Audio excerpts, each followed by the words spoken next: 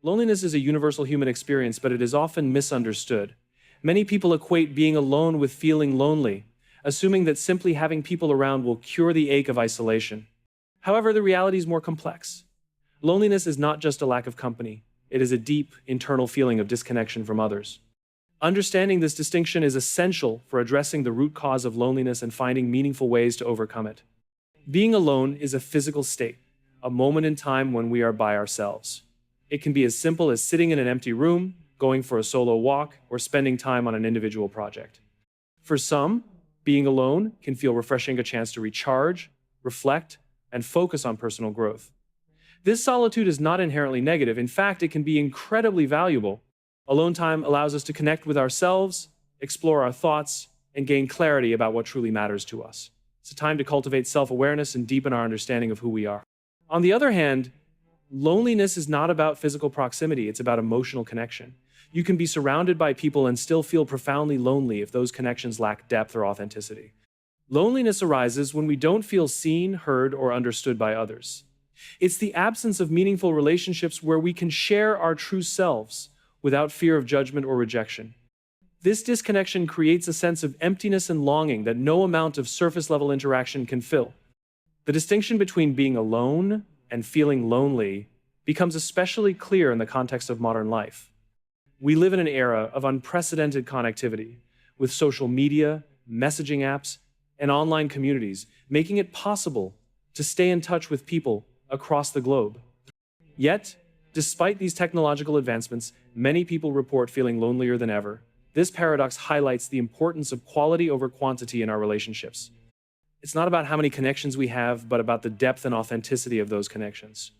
Recognizing that loneliness is rooted in a lack of meaningful connection allows us to approach it in a more thoughtful and effective way.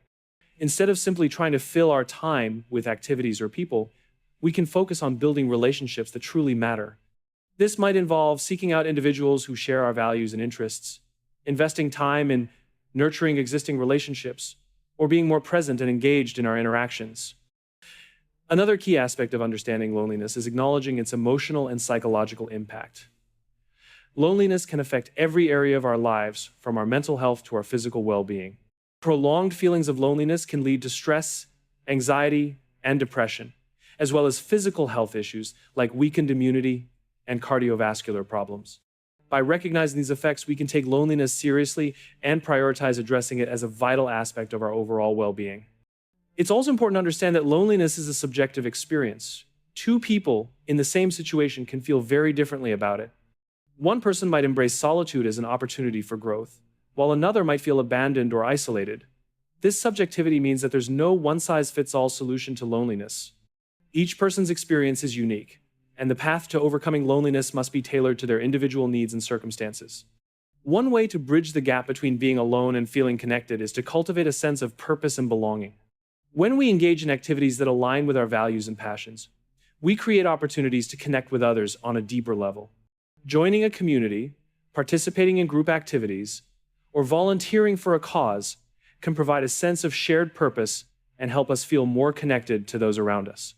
These experiences remind us that we are part of something bigger than ourselves, which can alleviate feelings of loneliness. Self-compassion also plays a critical role in addressing loneliness. It's easy to fall into a cycle of self-blame or shame when we feel lonely, believing that there's something wrong with us for not having more fulfilling relationships. However, loneliness is not a reflection of our worth. It's a natural human emotion that everyone experiences at some point. By treating ourselves with kindness and understanding, we can create a solid foundation for building meaningful connections with others. In many cases, overcoming loneliness requires us to shift our focus inward before we can connect outward. Building a deeper relationship with ourselves, understanding our values, needs, and emotion, enables us to engage with others more authentically. When we are comfortable with who we are, we can approach relationships from a place of confidence and openness, which fosters stronger and more meaningful connections. Vulnerability is often seen as a weakness in a world that values strength, self-reliance, and invulnerability. Many of us are taught to hide our struggles, protect ourselves from judgment, and project an image of perfection. However, the truth is that vulnerability is not a weakness. It is a profound strength. It is the foundation upon which trust and genuine connections are built. When we allow ourselves to be vulnerable, we open the door to deeper, more meaningful relationships that can ease loneliness and foster a sense of belonging. To understand the power of vulnerability, we first need to recognize what it means. Vulnerability is about being open and authentic, sharing our true thoughts, feelings, and experiences without fear of rejection or criticism. It is the courage to say, "I'm struggling, I don't know," or "I need help." Vulnerability is not about oversharing or exposing every aspect of ourselves indiscriminately. It is about being honest and real in the moments that matter, especially with the people we trust. One of the most significant barriers to vulnerability is fear. We fear being judged, misunderstood, or taken advantage of. We fear that if we reveal our true selves, we will be deemed unworthy of love and connection. These fears are not unfounded. Many of us have experienced moments where our vulnerability was met with criticism or indifference. However, these moments do not define the potential of vulnerability. Instead, they highlight the importance of choosing the right people to share with and creating environments where vulnerability can be met with empathy and understanding. When we allow ourselves to be vulnerable, we invite others to do the same. Vulnerability is contagious. It creates a space where others feel safe to open up and share their own truth. This mutual openness builds trust, which is the cornerstone of any meaningful relationship. Trust is not built through perfection or invulnerability. It is built through authenticity. When we see someone's humanity, flaws, and struggles, we feel a deeper connection to them because we recognize those same qualities within ourselves. Building trust through vulnerability requires intentionality. It begins with small acts of openness. For example, sharing a personal story, admitting a mistake, or expressing an honest emotion. These small moments of vulnerability signal to others that we are willing to be real and that we value authenticity in our relationships. Over time, these moments accumulate, creating a strong foundation of trust and understanding. It's also important to recognize that vulnerability is a two-way street. While it's crucial to be open and honest ourselves, we must also create a safe space for others to be vulnerable with us. This means listening without judgment, offering empathy rather than advice, and respecting the courage it takes for someone to share their true self. By being both vulnerable and supportive, we foster relationships that are grounded in mutual trust and respect. Vulnerability also plays a critical role in breaking down the walls of loneliness. When we feel disconnected from others, it's often because we are hiding parts of ourselves or presenting a facade that doesn't reflect who we truly are. This disconnection creates a sense of isolation, even in the presence of others. By being vulnerable, we bridge the gap between ourselves and those around us. We create opportunities for genuine connection, where we are seen and accepted for who we are, not for the roles we play or the masks we wear. In addition to fostering connection with others, vulnerability helps us connect with ourselves. When we embrace our imperfections and acknowledge our struggles, we cultivate self-acceptance. This self-acceptance lays the groundwork for healthier relationships because it allows us to approach others from a place of wholeness rather than seeking validation or approval. Vulnerability with ourselves, acknowledging our fears, insecurities, and desires, also helps us understand what we need from our relationships and empowers us to seek connections that align with those needs. Practicing vulnerability takes courage and patience. It's a skill that develops over time, and it often involves stepping outside of our comfort zones. It's natural to feel hesitant or unsure, especially if we've been hurt in the past. However, each act of vulnerability, no matter how small, is a step toward deeper connections and a more fulfilling life. It's also essential to approach vulnerability with discernment. Not everyone will respond to our openness with the empathy and understanding we hope for. This doesn't mean we should avoid vulnerability altogether. Instead, it reminds us to be thoughtful about who we choose to share with. Building a circle of trusted individuals who value authenticity and connection creates a supportive environment where vulnerability can thrive. Through vulnerability, we transform our relationships and ourselves. It allows us to move beyond superficial interactions and embrace the depth and richness of human connection. It reminds us that we are not alone in our struggles and that our shared humanity is what binds us together. Finding purpose through serving others is one of the most transformative ways to combat loneliness and foster meaningful connections. When we shift our focus outward from our own struggles to the needs of others, we tap into a profound sense of belonging and significance.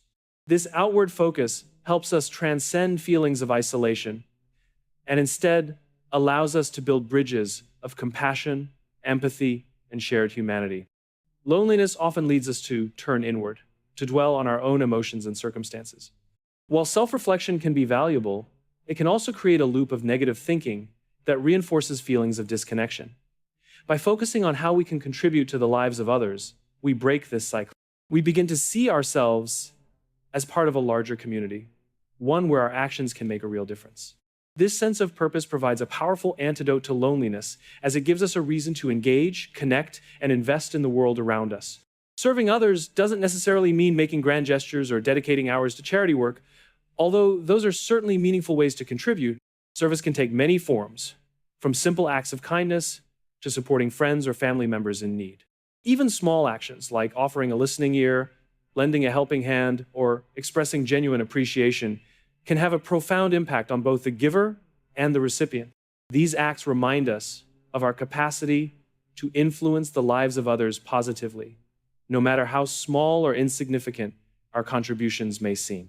One of the reasons serving others is so effective in reducing loneliness is that it shifts the focus from what we lack to what we can give. Loneliness often stems from a perceived void in our lives, a lack of connection, understanding, or fulfillment.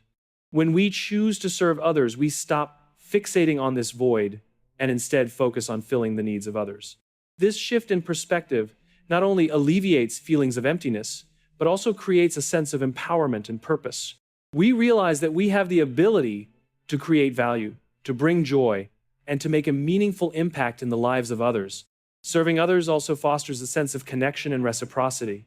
When we help someone, we create an opportunity for interaction and relationship building. These interactions, even if brief, remind us of our shared humanity and the interconnectedness of our lives. Over time, these moments of connection can blossom into deeper relationships, built on trust, gratitude, and mutual support. By serving others, we create a foundation for authentic connections that enrich our lives and reduce feelings of isolation. Another powerful aspect of serving others is its ability to cultivate gratitude. When we engage with the needs of others, we gain a broader perspective on our own lives. We become more aware of the blessings and opportunities we often take for granted. This sense of gratitude helps us appreciate the connections we already have and inspires us to nurture them further. It also reinforces the idea that despite our struggles, we have something valuable to offer. This realization can be incredibly uplifting, as it reminds us that our worth is not defined by our circumstances, but by the positive impact we can create. Serving others also provides a sense of structure and purpose, especially during times when we feel adrift or disconnected. Loneliness can make life feel aimless, as though we are merely going through the motions without a clear direction. By committing to acts of service, we introduce intention and meaning into our daily lives. Whether it's volunteering for a cause, mentoring someone, or simply being a dependable friend, these commitments give us something to strive for, a reason to get up in the morning and engage with the world. In addition to benefiting ourselves, serving others creates a ripple effect of positivity. Our actions inspire those around us to do the same, creating a chain reaction of kindness and connection. This ripple effect not only strengthens the bonds within our immediate circles, but also contributes to a larger culture of compassion and community. In this way, serving others becomes a way to not only reduce our own loneliness, but also to create a more connected and supportive world for everyone. Service also challenges the notion that we need to have everything figured out before we can help others. Sometimes the act of helping someone else can provide clarity and healing for ourselves. It reminds us that we don't have to be perfect or have all the answers to make a difference. In fact, our own experiences with loneliness or struggle can make us more empathetic and effective in supporting others. By embracing our imperfections and using them as a source of strength, we create opportunities for connection that are rooted in authenticity and understanding. Ultimately, serving others shifts the narrative of loneliness from one of isolation to one of contribution. It helps us see that we are not alone in our struggles and that we have the power to create meaningful change in the lives of others. In doing so, we find purpose, connection, and a sense of belonging that transcends our own circumstances. That's a great way to encourage engagement and show appreciation to your audience. Here's how it might look as a closing line for your speech. Thank you for your time and support, dear friends. Don't forget to subscribe to my channel, American Spirit Speaks, and watch the full video for more insights. Your journey matters, and together, we'll keep moving forward. See you next time. Let me know if you'd like to personalize it further.